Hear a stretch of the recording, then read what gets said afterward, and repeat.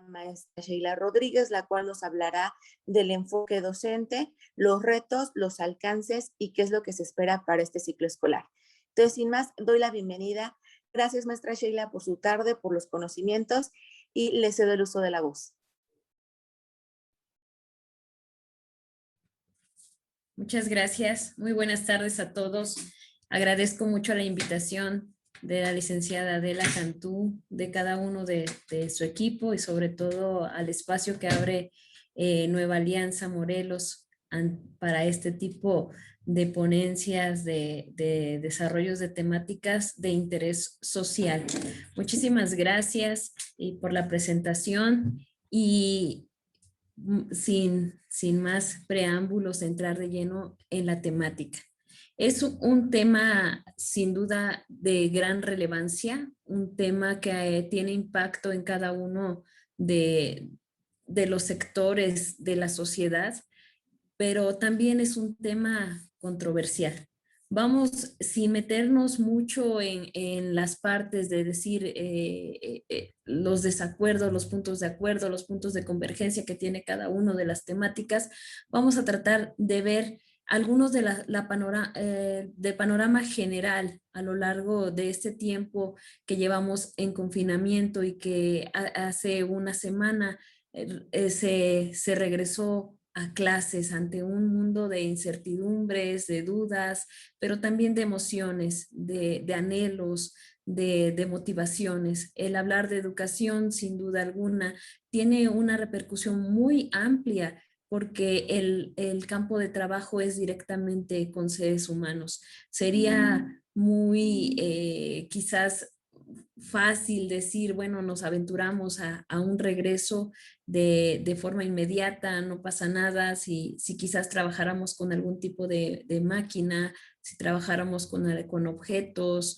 si trabajáramos con seres inanimados, ¿no? Lo que sucede en este momento es que no podemos dejar al aire libre total el hecho de hacer la reflexión de que estamos enfrentándonos a seres humanos, a vidas. Tuve la fortuna de escuchar a nuestro ponente el jueves, perdón, el doctor, que nos hacía esta reflexión de que estamos enfrentando a pérdidas humanas en un número muy alto y sin duda alguna todo lo que nos planteó nos hace decir estamos preparados, nos lleva a una reflexión, nos podemos enfrentar, estamos con las herramientas necesarias para este regreso a clases seguro. Repito, las perspectivas son muy distintas y el día de hoy vamos a tomar en cuenta eso. ¿Qué piensan nuestros docentes? ¿Cuál es el punto de vista desde un directivo, desde un docente frente a grupo, desde los padres de familia, desde los mismos alumnos? ¿Cómo se sienten? ¿Cómo están? ¿Qué herramientas tenemos? ¿Y cómo nos estamos enfrentando a esta nueva normalidad? Vamos a abordar entonces el tema perspectiva docente del regreso a clases. ¿Me ayudan a proyectar la siguiente, por favor? Gracias. Cuando hablamos de opiniones, tenemos una mezcla de ellas, una serie de posturas. Por aquí nos dice una de las opiniones, no vamos a regresar a clases presencial de momento por el cuidado de la salud y la vida de cada uno de nosotros. Parece que está empujado para que sean voluntariamente a fuerza. El hecho de tomar en cuenta quizás la situación de un enfoque más superior, ya una emisión de carácter presidencial, nos dice, es un sí voluntario, pero los maestros muchas veces nos enfrentamos a decir quizás esta parte de verlo voluntariamente a fuerza. ¿Por qué? Vamos a escuchar más adelante una perspectiva de los maestros cuando nos ponen incluso en tela de juicio aquello que le llamamos vocación. Entonces, si no estás preparado para un regreso a clases, no tienes esa vocación, no te gusta lo que haces, nos enfrentamos a situación a ustedes es más sencillo porque ustedes no les han dejado de de pagar en este tiempo. Ustedes han estado con la certidumbre de tener un salario, ustedes tienen que regresar porque ya todos lo hicimos. En parte hay esto de razón, ¿no? Ya la mayoría de las personas se han enfrentado a una realidad desde hace más de un año, cuando solamente cuestión de semanas fue que fueron a confinamiento, pero cada uno ya se enfrenta a una realidad.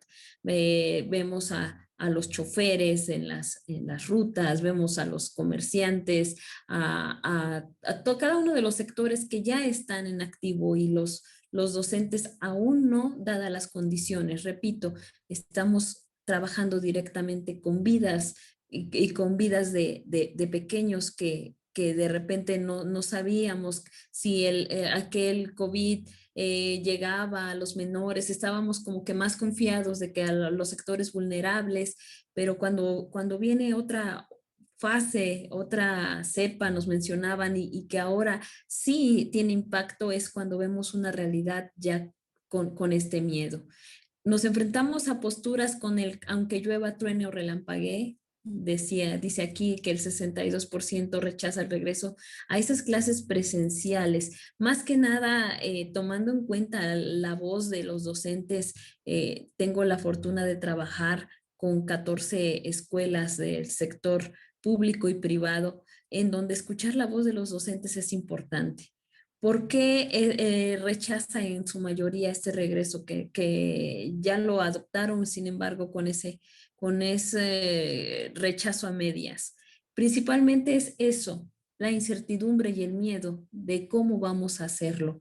Cuando llegaba el 28, 27 de agosto y no teníamos, nos preguntaban en la calle los padres de familia cómo iba a ser el regreso, y nosotros aún con la incertidumbre, porque sí, nos habían preparado en papel, nos habían dicho mediante algunos documentos, pero las realidades de las escuelas son muy diversas. La brecha entre lo que cree y visualiza el gobierno y la realidad que nosotros vemos en las escuelas es enorme. Plantear un regreso a clases dando por hecho que somos o que tenemos escuelas con una organización perfecta, dotada de los mejores equipos, con herramientas que dan la posibilidad de cuidar no solamente a los alumnos, sino a los docentes y al personal en general que elabora una escuela.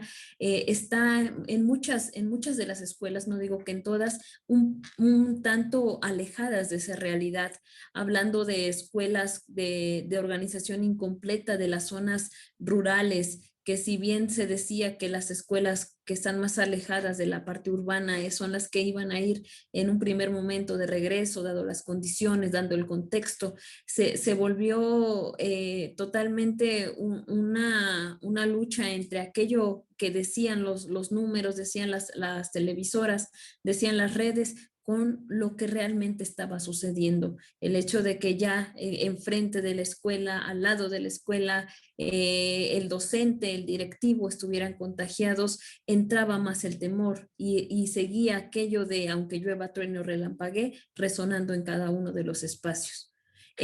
Nos menciona aquí el nuevo ciclo escolar, da el reconocimiento a los trabajadores de educación por su alto sentido de responsabilidad. Eso es bien importante porque hemos visto a lo largo de esta pandemia, antes de que nos fuéramos a confinamiento, y ya se sabía que la parte del coronavirus había llegado a México, y que no sabíamos de casos reales o cercanos, pero desde ese entonces a los docentes se nos hizo llegar algunos documentos para ver protocolos de sanidad en ese momento que no pudieron abarcarse. ¿Por qué? Porque de inmediato nos fuimos a un confinamiento, pero los docentes ya estaban previniendo, ya estaban teniendo en mente el cómo iban mediante la creatividad que los caracteriza, mediante el hecho de poder adaptar, adecuar cada una de las herramientas, ya se estaba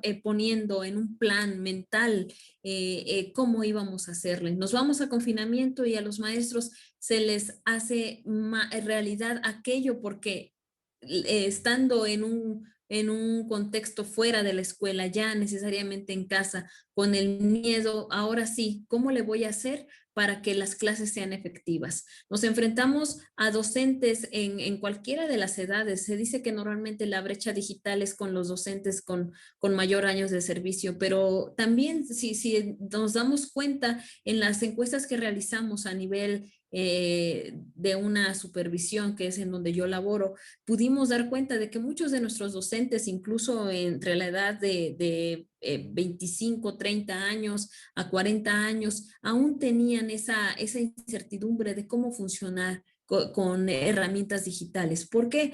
Porque si bien teníamos la capacidad, la habilidad de manejar las tecnologías de la información, de la comunicación, el enfrentarnos a plataformas nuevas, el hecho de saber dónde le pico para proyectar, en dónde le doy, me están escuchando, que me está hablando el hijo, el niño está gritando, los perros están ladrando, dónde le hago, incluso algunas se hizo muy evidente, ¿no? Cómo los maestros ante esta falta de dominio decían una que otra cosa que no se tenía que escuchar, ya pasaba por atrás alguien más, no en un enfoque que quisiéramos dar, no sabíamos cómo proyectar y toda esa parte, los docentes nos enfrentamos a un reto, dice aquí, con alto sentido de responsabilidad, vía docentes preparándose, capacitándose en el uso de plataformas como Zoom, como Meet, el hecho de trabajar con Classroom, cómo se le hace, un docente que tenía mayor habilidad, compartiendo el conocimiento con los docentes que les costaba un poco más,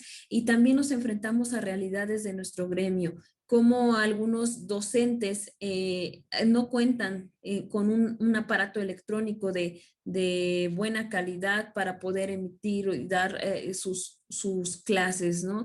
El hecho de que no pudiese llegar esta virtualidad a los rincones más recónditos, porque en aquellas comunidades no hay internet, ni siquiera hay red para los teléfonos, para hacer llamadas, para comunicarnos por mensaje. Y aquí viene la adaptación, la adecuación de cada uno de los docentes para enfrentarse a esas realidades. ¿Cómo voy a llegar, cómo voy a hacer llegar ese aprendizaje a aquella comunidad que tiene o carece de estas herramientas con las cuales mi alumno puede aprender? Y vimos a maestros llevando a la sierra, llevando a los montes, a los lugares más recónditos, la adaptación. Yo recuerdo mucho por ahí que compartió nuestra primera aliancista, la maestra Gaby Bañón, en alguna de sus redes, cómo los maestros estaban adaptando incluso sus carros, las camionetas que algunos de ellos tienen, no sé si prestadas, conseguidas o de carácter personal, con una pizarra en la parte de atrás para poder llevar a los lugares más lejanos aquel conocimiento a los niños. Vimos a maestros encargando el bonche de fotocopias para que los padres de familia, bueno, en el caso yo trabajo en una comunidad indígena que se llama Tetelcingo, que bien ustedes pueden identificar, las filas de los padres de familia fuera de la única fotocopiadora que está en el centro, ¿no? Cada uno de los maestros organizando por semana, por mes, para que los padres de familia tuvieran con qué trabajar con sus alumnos, con sus hijos. Y ahora, ante este regreso a clases, tenemos que valorar aquel esfuerzo que hicieron los padres, abuelos, con quien vive el niño, y tenemos que enfrentarnos a realidades también de que cada uno aprendió de manera diferente. Ante todo eso de algunos aprendieron quizás con un método global para la lectoescritura, otros con el silabeo, otros con el silabario de San Miguel de hace cuantísimos años. ¿Y a qué nos tenemos que enfrentar? A las realidades de aquellos contextos y traerlos al aquí y el ahora. ¿Me ayudan con la siguiente diapositiva, por favor? Ahora llegamos a una fecha muy específica, muy especial para todo el gremio, porque fue el 30 de agosto. Ese 30 de agosto en el cual de cualquier manera tuvimos que enfrentarnos ya al regreso a clases. Si bien la mayoría de las escuelas tienen ciertas características que no le han hecho, hablando de esta región en la cual yo laboro, no le han permitido el regreso total y presencial. Sí, sí vamos a valorar que todos hemos regresado a distancia o presencial, pero el 30 de agosto sí, sí se regresó. Entonces nos enfrentamos después de un periodo que abarcó un taller intensivo de capacitación para los docentes y un consejo técnico escolar, en donde se abordaron diferentes herramientas para asumir este regreso. Sin embargo, lo que está establecido en papel muchas veces no coincide con aquello que está en la realidad. Y aquí una encuesta que encontré en un periódico de gran renombre, el 68% de los mexicanos, nos dice aquí, no percibe que el gobierno federal y las administraciones estatales hayan preparado adecuadamente un regreso seguro. Algunos de ellos consideran esto tomando en cuenta que es una encuesta, que no estaba preparado del todo la sociedad para dar este regreso a las aulas. La Secretaría de Educación Pública ha tenido más de 17 meses para planear un regreso a las aulas, pero la confianza ciudadana en las clases presenciales segura está en su peor momento. ¿Por qué hablamos del peor momento? Viendo las cifras, escuchando el día con día, cómo están aumentando casos, quizás ya estamos regresando a una normalidad en el hecho de salir a comprar, de algunas reuniones, de enfrentarnos ya a lo que está allá afuera. El miedo que prevalece cuando nos vamos a separar en ese momento. La mamá quizás puede cuidar a su hijo si salen de compras o le tiene que ir a comprar ropa, un ejemplo. La mamá estando con el niño puede dotarlo de gel constantemente, ponerle de manera adecuada el cubrebocas, verificar que no agarre, que no toque, que no se siente en todos los lugares, en todos los espacios, pero la mamá puede hacerse cargo en ese momento de su hijo. ¿Qué pasa entonces cuando nos enfrentamos a un docente con el número de alumnos que está establecido para que pueda dar atención? Pero decimos, ¿no? Los maestros no tenemos 1000 manos o 1000 ojos para poder estar viéndolos a todos en cada uno de sus movimientos. A eso yo creo que viene la parte de la preocupación de las personas, ¿quién va a cuidar de mi hijo? Y la preocupación del docente, ¿cómo voy a cuidar a tantos niños? ¿Cómo voy a poder decir o poder acomodarle el cubrebocas sin que yo, quizás en mis manos estén contaminadas? ¿Cómo voy a hacer que un niño no toque, no se lo meta a la boca, no agarre superficies, no preste colores, no preste esto, ¿no? Coma de manera adecuada, una serie de condiciones que cuando nos vamos a ver a un niño cómo actúa, por naturaleza, el niño tiene que tocar, el niño prueba, el niño siente. Entonces, estar en esa realidad, uno atendiendo la parte de salud y dos enfrentándonos pues a romper la brecha que hay en cuanto a aprendizajes, es un reto muy, muy amplio. Nos habla de que un 75% de los padres de familia sigue considerando las clases a distancia, las y los estudiantes no aprenden lo mismo que en las aulas. Eso es una realidad muy, muy, muy certera. El hecho de que gran parte de los alumnos no muestran el rendimiento como debiese darse en cuestión presencial.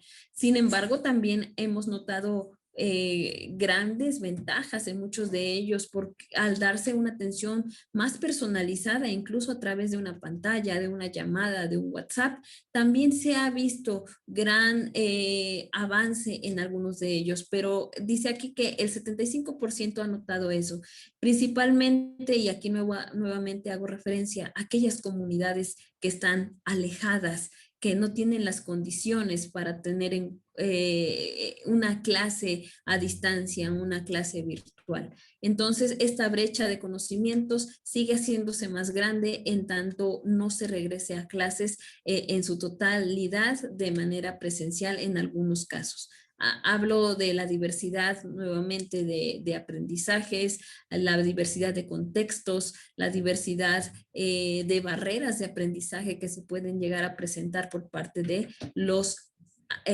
alumnos. Adelante, por favor, la siguiente.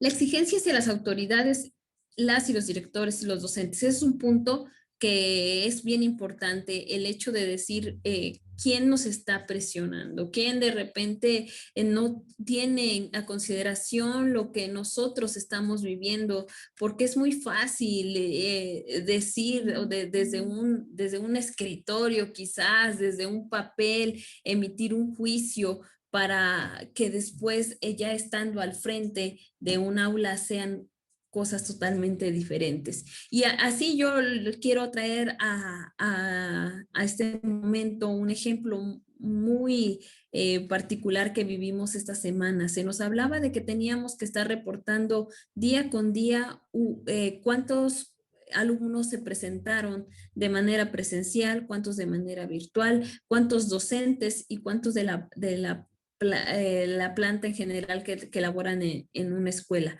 Día con día, a tales horas antes de las 10 de la mañana, dar respuesta.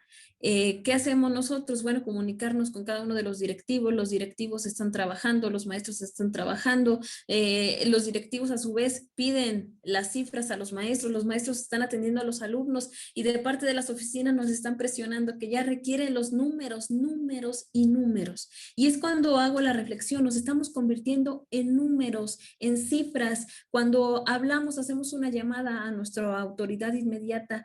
¿Por qué específicamente a esta hora? ¿Por qué ya me estás dando 2 minutos de ahorita para ahorita? ¿Por qué? La única reflexión a la que nos llegan es porque en breve hay una conferencia de prensa. Estamos entonces nuevamente cayendo en que nos estamos cerrando a que somos únicamente números. ¿En dónde queda aquella parte que trabajamos durante un periodo de preparación en Consejo Técnico Escolar ya desde hace más de un año, donde hablábamos de la empatía, donde hablábamos de ponernos en el lugar del docente? Y el docente se siente con esa carga. ¿Cómo tengo que enfrentarme a una carga administrativa que aún existe y cada vez más fuerte? ¿Cómo me enfrento a un grupo, a la atención de todo un grupo? ¿Cómo me enfrento a la atención de padres de familia, a la atención de mis autoridades inmediatas? Y sobre todo, ¿cómo puedo equilibrar esto con mi vida personal? Esto es las principales preocupaciones de nuestros maestros. Los maestros también aprendieron a dar estas clases desde casa hasta pagar sus propios dispositivos electrónicos e internet. Esto es como en la realidad desde siempre.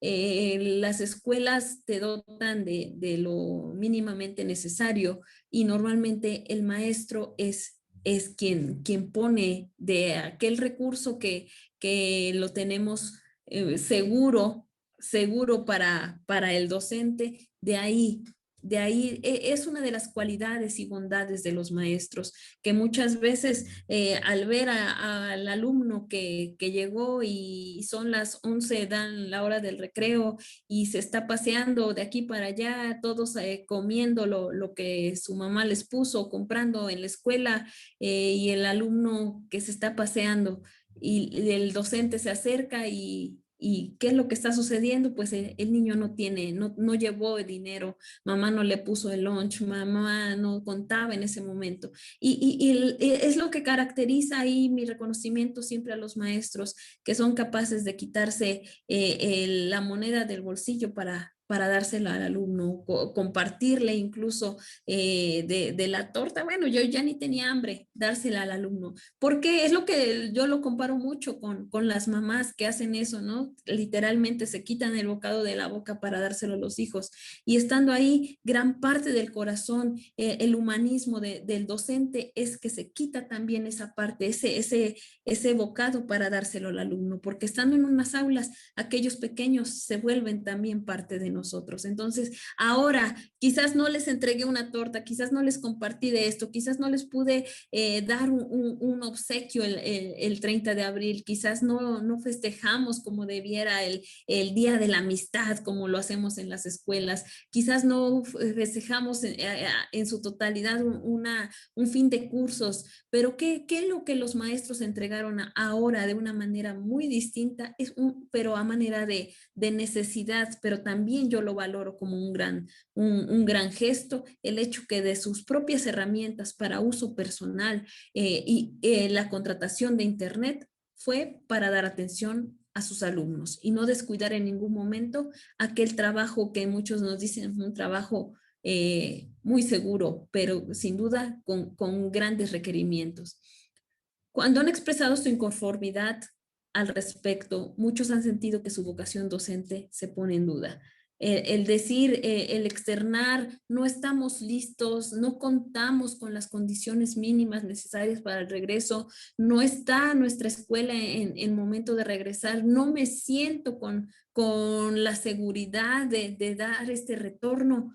Ahí, en muchos casos, por parte de la sociedad se ha puesto en tela de juicio aquella vocación, porque estamos romantizando, dicen por ahí las redes, el hecho de decir, bueno, ni modo, con lo que tenga trabajo, así sea con un palo de madera, con una hoja reciclada, yo me voy a dar clases. Y estamos viendo aquellas partes que habla de la precariedad de las escuelas, de los insumos, como una vocación que yo tengo que asumir. Y es aquí en donde tiene que existir un equilibrio entre lo que es la vocación del docente, pero también lo que es su necesidad. Tiene que haber un equilibrio porque dicen muchas veces, decimos en general un dicho popular, que del amor no se come, ¿no? Del amor no se vive, pero en este caso hacer un balance, porque aquel amor que nos ha desarrollado nuestra vocación me va a llevar a buscar las mejores herramientas y los mejores insumos para esta labor. En más del 61% de las viviendas del país hubo una disminución de los ingresos. Significa que para las familias más pobres el derecho a una educación de calidad es solo una promesa que depende del dinero que puedan gastar. Y esto lo vemos en cada uno de nuestros contextos. Si nosotros nos vamos, tenemos un vecino, nosotros mismos, tenemos un pariente, tenemos a alguien que se ha quedado a lo largo de este tiempo de confinamiento sin empleo. Y nos hemos enfrentado a esa realidad de decir, híjole, tuve que cerrar la papelería y se me echó a perder el material porque ¿quién compra? Y así nos encontramos a aquella persona emprendedora que abrió un negocio, una tienda, una tortería, una papelería, cualquier negocio cercano a las escuelas porque por el aforo de personas y que dando este confinamiento se queda sin aquellos consumidores y se va a la quiebra. Cuando vamos en las rutas, en las combis, ¿quiénes dan esa vida muchas veces a los transportes? Los estudiantes, los maestros, las personas que laboran también en una institución educativa, pueden dar esta movilidad a esta parte de otros empleos que se generan a partir de ellos. Y conocemos todos un caso que se perdió, alguien perdió su trabajo en este tiempo y al perder el trabajo, ¿qué sucede? Pues no hay para el internet, nos decían las madres de familia, no hay para comprar datos, no me puedo conectar, se me descompuso el teléfono, tengo 5 niños en diferentes niveles educativos y solamente tengo un teléfono celular. ¿A quién, ahora sí, a quién se le da? ¿Al más grande? Porque pues es el que ya va, o al más chiquito que acaba de ingresar, porque pues va empezando, ni modo que no tenga la herramienta. Y es ahí en donde gran parte de la deserción escolar se vio reflejada ante la falta de insumos por parte de la familia. En nuestro país hay muchas promesas y discursos, pero faltan dos cosas: presupuestos y confianza. nos estamos enfrentando al presupuesto para las escuelas muy bajo, el que nos doten de una garrafa de cloro, un gel sanitizante, tantos cubrebocas, tanto una pistola para medir la temperatura, un termómetro. Esto me va a servir para todo un ciclo escolar. Está la promesa de que nos van a dotar periódicamente de ellos, pero será una realidad. Estamos con aquella incertidumbre aún de poder decir, yo creo que sí va a pasar, o confiar en ellos, y si no, ¿de dónde va a salir aquel dinero para comprar estos insumos? ¿No? ¿Me ayudas con la siguiente, por favor? Ahora, en las diferentes encuestas que se han realizado en este tiempo, se ha abarcado principalmente los siguientes temas: las condiciones de infraestructura y materiales de la institución educativa, con cuáles cuenta, con cuáles podemos nosotros dotarnos, con aquello que se tiene de cooperativas escolares, quien así esté su escuela cuente con ellas, con aquellas aportaciones de carácter voluntario de los padres de familia, con donaciones incluso, con qué contamos y si estamos preparados. En las encuestas se preguntó en su mayoría si consideraban que las escuelas tenían contaban con la infraestructura necesaria para regresar. Y ahí es en donde nos hemos encontrado que hay escuelas en donde los salones no estaban en condiciones, algunos de ellos desde el sismo del 2017 aún no están en su totalidad entregados, en donde las cisternas no tienen las condiciones, hay fugas, hay falta de sanitarios, y sin un sanitario las escuelas no pueden operar de manera regular. Entonces, el valorar la infraestructura y los materiales, estas fueron las temáticas principales de las encuestas. Las condiciones de la población, si ya todos están vacunados, nos hablamos de que los maestros fueron uno de los sectores prioritarios en dar atención a esta vacuna, ya escuchando al doctor, bueno, esta vacuna que está aún en tela de juicio, vamos a ver la efectividad, aún está en duda. También, ¿qué va a pasar con aquellos docentes que no se pudieron vacunar porque en ese momento estaban contagiados o estaban en un periodo que no les permitía aún tener la vacuna, y que el día de hoy están en este regreso voluntario? A la asistencia a clases presenciales a partir del 30 de agosto, las encuestas de las preguntas que prevalecieron en estas encuestas están listos para asumir este regreso a clases, principalmente a padres de familia y a maestros. ¿El aprendizaje en línea es efectivo o no lo es? ¿Qué tanto hemos avanzado? ¿Qué tanta respuesta hay por parte de los alumnos? Y si es garante de aprendizajes o no. ¿Qué prefieres? Esta fue una de las preguntas más polémicas ante esas encuestas: ¿la salud de tu hijo o la educación? Esos son temas que, si nos vamos, están los lados opuestos, las disputas entre cada uno de los puntos de vista, y sin duda alguna son temas muy controversiales que no profundizaremos, pero sí valorar que en su mayoría de las encuestas, estas fueron las temáticas con las cuales pudimos hacer una valoración al día de hoy. Yo les manejaría que este balance aún no se puede hacer. Cuando vamos a evaluar un hecho, un fenómeno, tenemos que ver la parte tanto cuantitativa como cualitativa. Y ante estas encuestas de manera ya oficial, emitidas por nuestra Secretaría de Educación Pública como tal, aún no hay una encuesta que nos hable de porcentajes o de números reales. Y yo les puedo decir, no real, sí hay, sí ya nos dijo nuestra Secretaria de Educación Pública cuántos, un número aproximado de los que nos regresaron, pero yo les regreso a la temática de hace un momento, cuando nos están presionando con números, con datos, con cifras. Que me alcanza la pila. Gran parte de ellos no Guarda. que nos reportaron porque no había condiciones en ese momento para emitir una respuesta. Te va a morder el perro si le echas al agua, ¿eh? Le pedimos a quien tiene el micrófono encendido si lo puede apagar, por favor. Se fue, pues. Se fue corriendo. Dile a María, pues que venga.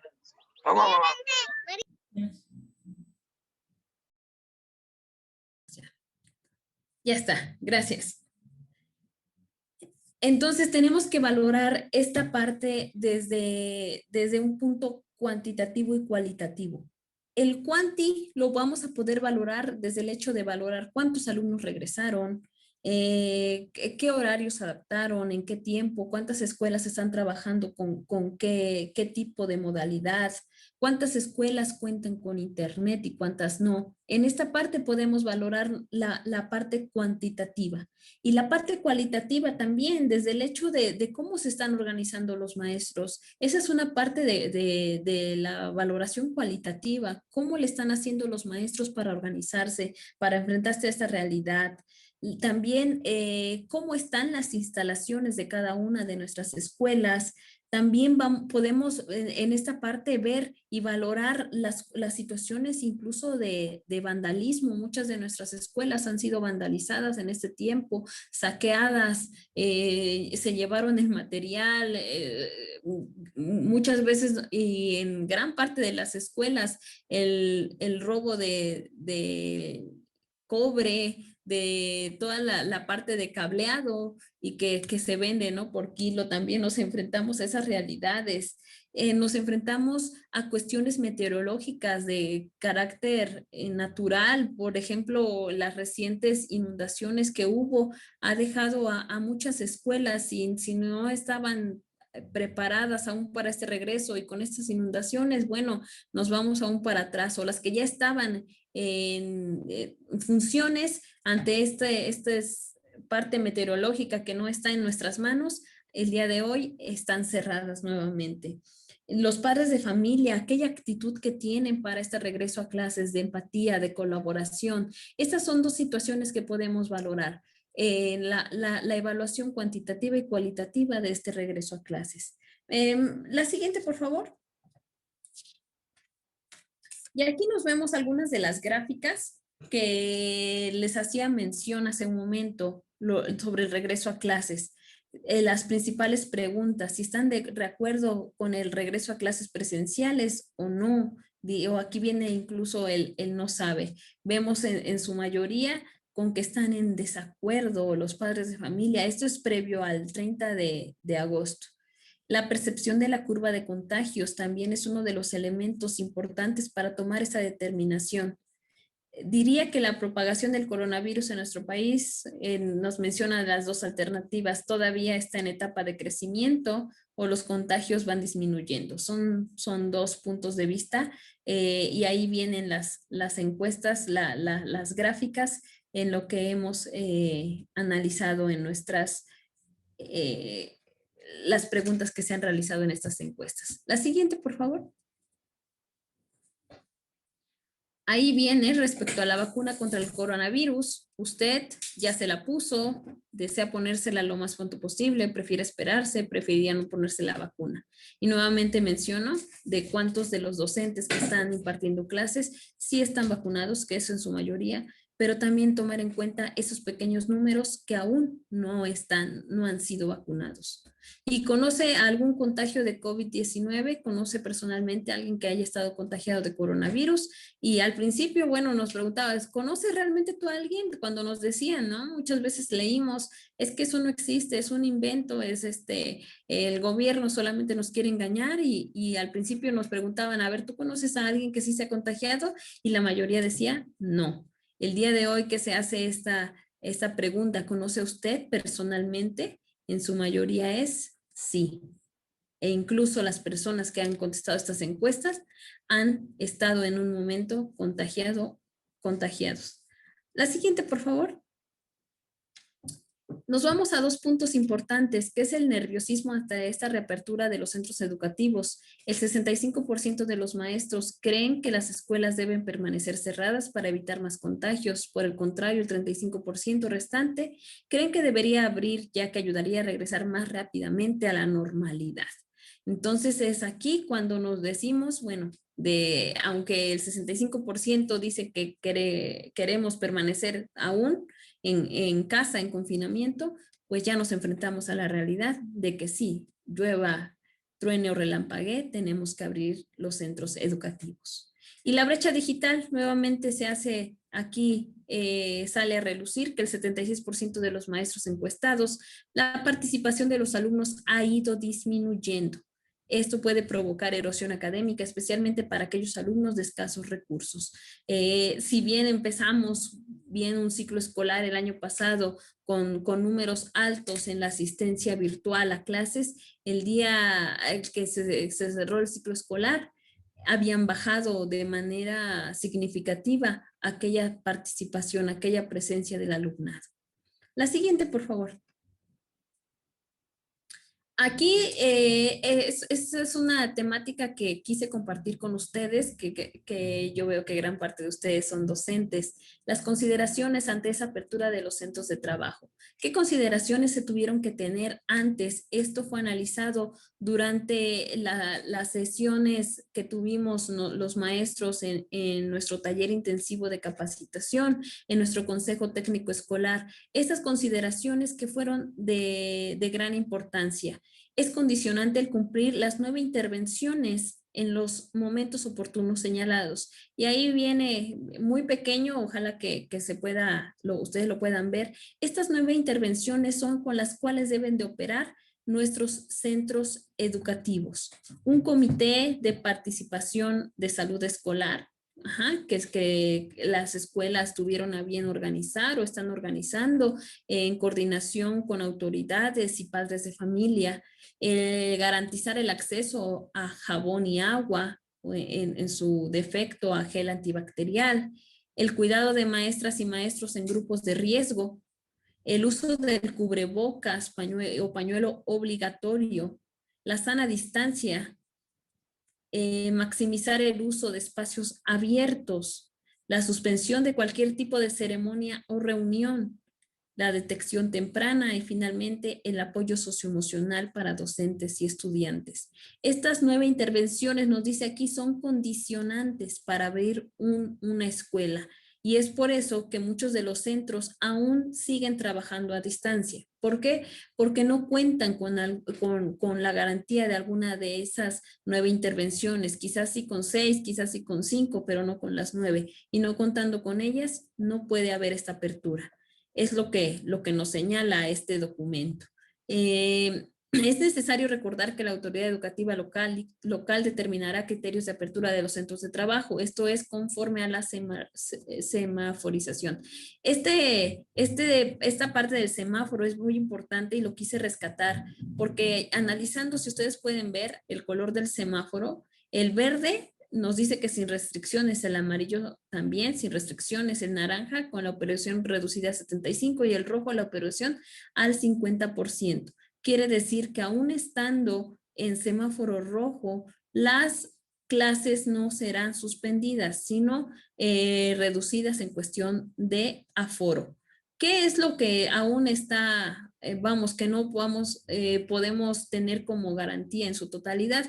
Que puede haber consideraciones, acuerdos, situaciones que estén fuera de nosotros ahora compartir, que se van a ir dando de manera gubernamental y que después bajarán a las escuelas, que de repente se cambia de un día para otro, ¿sabes qué? Ya no, esas 9 intervenciones ya no, puede llegar a pasar. ¿Sabes qué? Ahora con semáforo rojo sí se abre el 100%, o ¿sabes qué? Con semáforo rojo se cierra la escuela, también puede llegar a pasar. ¿Qué tenemos aún? Pues las decisiones que van surgiendo día con día. Es por eso la importancia de mantenerse siempre en comunicación con las autoridades y sobre todo bajo esta esquema de información de carácter personal.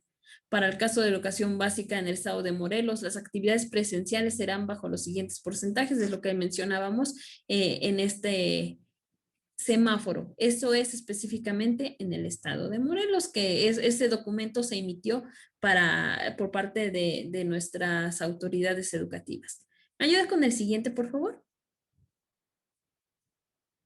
Y estos van a ser los requisitos para la reapertura a las clases presenciales. Uno, la determinación del aforo o capacidad de acuerdo a los espacios de la infraestructura. Es por ello que algunos han decidido cuántos alumnos asisten el lunes y el miércoles de manera escalonada, cuántos el martes y el jueves y quiénes asisten a las escuelas el día viernes, con base en la determinación de la capacidad de aforo de las escuelas, teniendo en cuenta siempre el distanciamiento social o la sana distancia.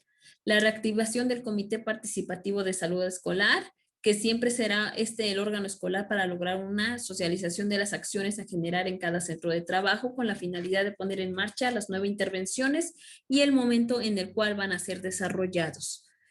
El acceso al agua potable y el jabón, y es por ello que muchas de las escuelas en la realidad no cuentan con el espacio como son los sanitarios en buenas u óptimas condiciones, las cisternas con defectos o no son funcionales en este momento, y es por ello que una escuela que no está en esas condiciones con agua potable no puede abrir sus espacios. La jornada de desinfección del centro de trabajo como parte de los elementos de intervención señalados en los documentos técnicos se deberá previamente al inicio de las actividades realizar esta jornada de limpieza de los espacios a ocupar. Y es ahí en donde ¿quiénes van a hacer esta desinfección? Bueno, nuevamente mencionamos al Comité de Salud Escolar y principalmente a los docentes, quienes estarán sanitizando frecuentemente el material, los espacios, a los alumnos de manera permanente para que no haya algún contagio. Y es aquí en donde se abre o se enlaza con el siguiente punto. ¿Me ayudan con la diapositiva, por favor? En donde nos hace referencia a qué tipo de modalidades nos vamos a enfrentar o nos estamos enfrentando con este regreso a clases. La modalidad presencial, la semipresencial y a la distancia. Bueno, la presencial, cuando dice aquí, se hayan cumplido las intervenciones, las 9 que ya vimos, y los momentos de reapertura señalados. Además, que la infraestructura educativa permita que las clases presenciales con la sana distancia en un 100% de asistencia. Y la semipresencial, en la cual creo que se encuentra la mayoría de las escuelas en nuestro estado, la que ocurrirá cuando se hayan cumplido con las intervenciones y en los momentos de reapertura señalados con los documentos técnicos.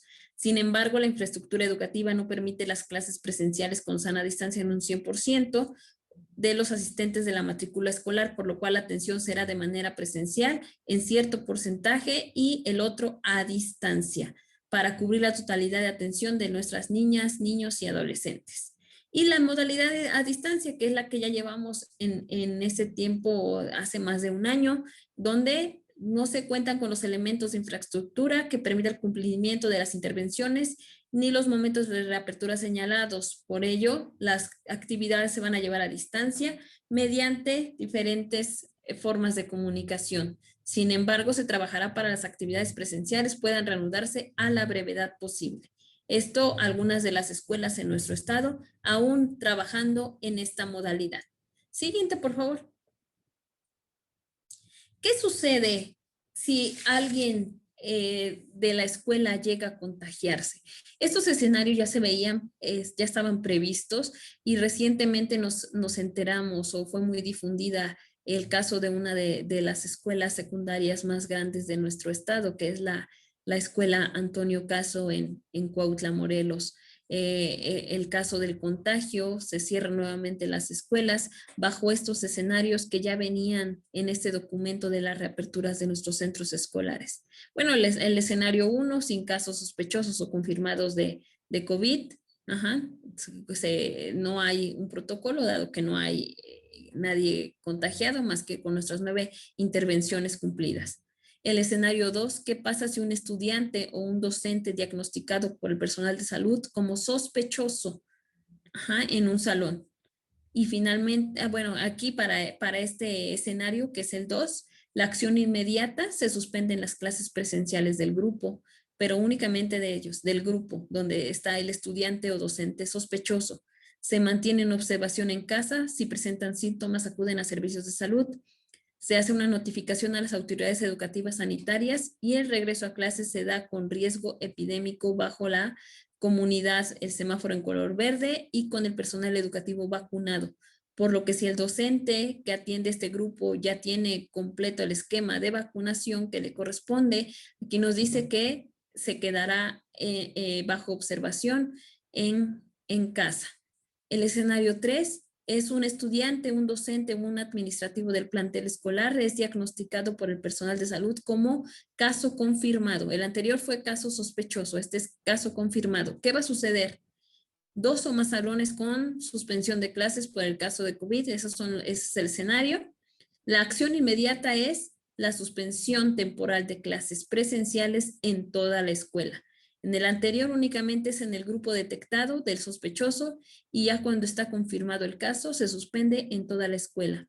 Se mantiene observación en casa si presenta síntomas, acuden a observaciones en servicios de salud, se dan las notificaciones a las autoridades educativas y el personal de la escuela ya debe contar con el esquema de vacunación cubierto, por lo que no requerirá de aislamiento, solo estar atentos a los signos y síntomas que pueden desarrollarse en los próximos 14 días. Entonces, dado que ya estamos vacunados los docentes, no requiere, dice aquí, aislamiento, únicamente la parte de estar atentos a la observación en este tiempo.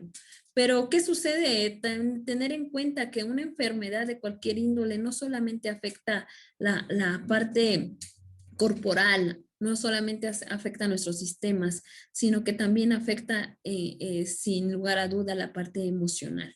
Entonces, creo que aquí tendría que hacerse valer una de la novena intervención que dice dar atención de carácter socioemocional al docente y al alumno. Entonces, estos son los escenarios que quise compartir con ustedes para que creo que ya gran parte de ustedes lo conoce, pero sí tenerlos en cuenta. ¿Qué sucede cuando hay tanto un caso sospechoso como un caso confirmado dentro de las escuelas?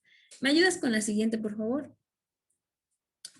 Ahora, durante estos escenarios, dice que cada escenario contiene los elementos de actuación que debe ser realizada por acción conjunta en la sociedad y gobierno. Y volvemos nuevamente a las intervenciones, el lavado de manos, la limpieza, la asistencia ya sea alternada a clases o incluso virtuales y el filtro a casa, o en el escenario 3, la desinfección de toda la escuela. ¿Me ayuda por favor con la siguiente diapositiva? Hola compañeros, un gusto saludarlos. Hoy quiero compartir con ustedes un poco de mi experiencia durante este primer semana de clases presenciales. Al abrir la escuela y ver nuevamente a mis alumnos me llené de alegría, pero también de miedo al constatar que las condiciones no son las más adecuadas. Como colectivo docente gestionamos las estrategias, materiales e insumos para ofrecer a nuestros alumnos filtros de salud, como por ejemplo el túnel sanitizador, gel antibacterial y lavado constante de manos, toma de temperatura, tapetes sanitizantes, mantener las puertas y ventanas de los salones siempre abiertas, pero sobre todo, mantener la sana distancia ha sido vital para la organización en estos tiempos. Esto se logró a través de formar grupos pequeños y reducir horarios. También la escuela ha ofrecido las dos modalidades, presencial y a distancia, con la finalidad de no dejar a ninguno de nuestros alumnos fuera y garantizar su derecho a la salud y a la educación. Puedo concluir que esta semana fue exitosa, ya que tanto padres, alumnos y maestros cumplimos con estos filtros que teníamos preparados para realizar un buen proyecto. Sin embargo, mi preocupación no es esta semana inicial, sino cuánto tiempo podremos mantener esta forma de trabajo. ¿Cuánto tiempo podremos llevar este ritmo? Mantener los insumos de higiene sabemos que conllevan un gasto. Dar mantenimiento a los aparatos de igual manera. los cubrebocas deben ser cambiados constantemente. Y al menos en la zona donde trabajo, la economía no es buena. Al igual, el transporte público cada vez se satura más, siendo este el principal medio por el cual nuestros niños llegan al salón. Y esto a pesar de que no se han reabierto todas las escuelas de forma presencial. Sabemos que como trabajadores del Estado debemos acatar las indicaciones que nos llegan, pero tenemos el deber cívico de resguardar la salud de nuestros alumnos, de nosotros mismos, para que estos contagios no sigan creciendo y podamos realmente regresar a una normalidad. Gracias por su atención. Bien, muchas gracias por este primer video. Nuestra docente, la maestra Keila Ríos, de una de las comunidades de Atatlaucan, que me da mucho gusto que nos haya compartido esta información. Vamos a escuchar una opinión más de una maestra de Atatlaucan también, que desde otro tipo de contexto, nuestra primer maestra es de un contexto rural, más alejado de la cabecera, y nuestra segunda maestra labora en una zona más urbana a la entrada de nuestro municipio. ¿Me ayudas, por favor, a reproducir el video? Gracias. Gracias por compartir estos videos. Estos casos únicamente, bueno, son dos opiniones. Pudiésemos tener más, sin embargo, bueno, el tiempo es una limitante. Escuchar la voz de los maestros nos lleva a la reflexión de que los maestros también tienen familia, los maestros también tienen miedos, los maestros también viven con esa incertidumbre. ¿Qué está en las manos de cada uno de nosotros? Si eres maestro, si eres padre de familia, si eres alumno, si eres mamá, cuidador de algún pequeño. ¿Qué está en nuestras manos? Únicamente, como nos mencionan constantemente, cuidarnos a nosotros para poder cuidar a los demás. Creo que estamos en un tiempo de mucha reflexión, en un tiempo en donde nos hemos vuelto vulnerables, no solamente en la salud, sino en la parte emocional. ¿Qué va a corresponder a nosotros? Enfrentarnos a esta realidad tomando en cuenta cada uno de lo que esté en nuestras posibilidades, hacer todo lo que está en nuestras manos para poder salir adelante y dar siempre, como siempre, lo mejor de nosotros. Me ha dado mucho gusto el compartir estas reflexiones con ustedes, el poder saber que hay gente interesada en estas temáticas y sobre todo la oportunidad, agradecer mucho la oportunidad de Nueva Alianza Morelos para abrir este tipo de espacios en donde escuchamos estas reflexiones. Muchísimas gracias, licenciada Adela Cantú, por este espacio y a cada uno de su equipo. Gracias.